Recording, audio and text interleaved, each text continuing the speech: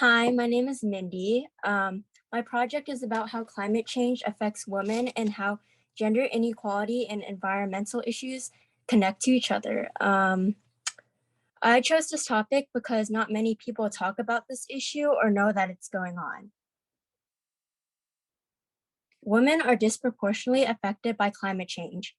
80% of people displaced by climate change are women because of poverty, lack of training and education, lack of resources, and lack of land rights, which make them more vulnerable to experiencing climate disasters. So, how does climate change and environmental issues affect women?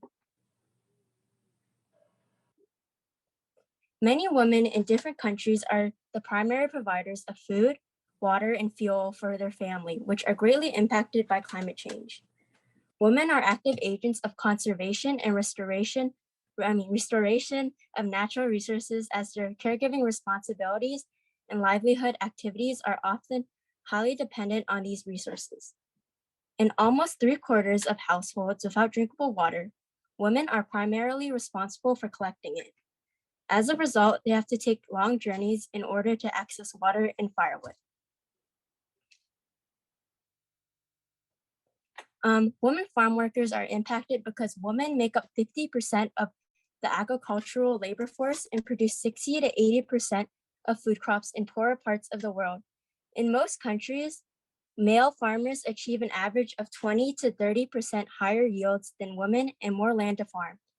As a result, women aren't able to cultivate as much food for themselves and their lower families, and their families. And they earn lower wages from the crops they sell because they have less access to resources, inputs, and information. Because of the lack of access to agricultural resources and land to farm, women are less prepared when disasters strike. They are less likely to survive and more likely to be injured due to long-standing gender inequalities that have created disparities in information, mobility, and decision-making and access to resources and training. It is hard for women to find jobs because after a disaster, the only jobs that are available are construction work, which are mostly male dominated. Women and girls' health are endangered by climate change and disasters by limiting access to services and healthcare because a lot of hospitals are destroyed, as well as increasing risks related to maternal and child health.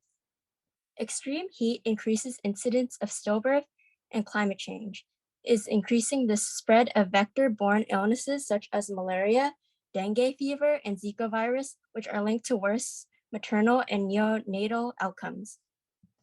Women are inherently sensitive to the effects of food insecurity and resulting nutritional deficiencies due to increased needs during menstruation, pregnancy, and nursing. So here is a pie chart that shows the percentage of people who face like health risks from climate change.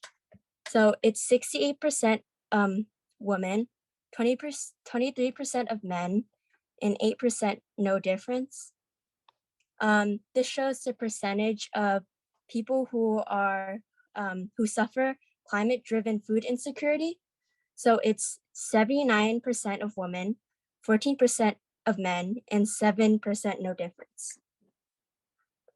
This shows the percentage of women, people who suffer death or injury from extreme weather. It's 64% of women, 25% of men, and 11% no difference. As you can see from the three charts, the people who are impacted by these issues the most are most likely women. Okay. So many girls in other countries are excluded and denied from going to school.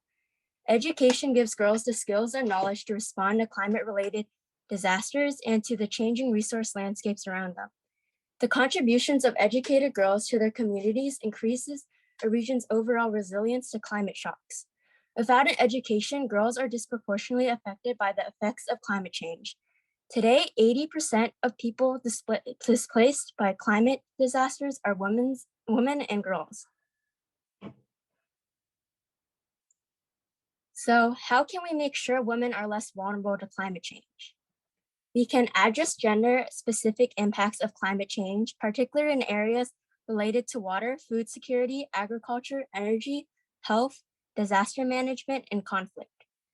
We can bring awareness to what's happening. Women voices needs to be heard, and they should take part in making decisions for resources for climate change initiatives. We need funding, and donors should take account about women specific circumstances when developing and introducing technologies related to climate change adaptation, and try their best to remove the economic, social, and cultural barriers that could constrain women from benefiting and making use of them. Climate change impacts groups that are already vulnerable because of race, class, gender, etc. For the working class women of color, structural and institutional racism has placed them at the center of environmental injustices, particularly because Black, Brown, and Indigenous people often face higher rates of exposure to unclean water, pollution, and many have been stripped of their land and resources in the name of modernization. Okay, that's all. Thank you.